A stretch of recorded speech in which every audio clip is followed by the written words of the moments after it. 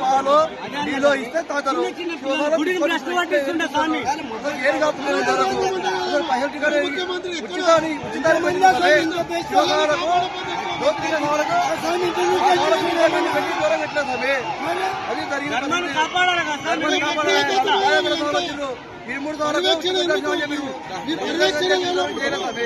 మీ పర్యవేక్షణ లేనప్పుడు మీ పాలక మండలి ఎందుకు ఏం చేస్తున్నారు? మీ పాలక మండలి ఎందుకోసం ఉంటుంది?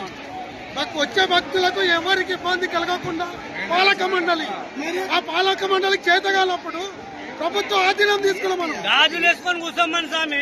ఏంది స్వామి భక్తులు ఎందుకోసం వస్తారు? ఇంత ఇబ్బంది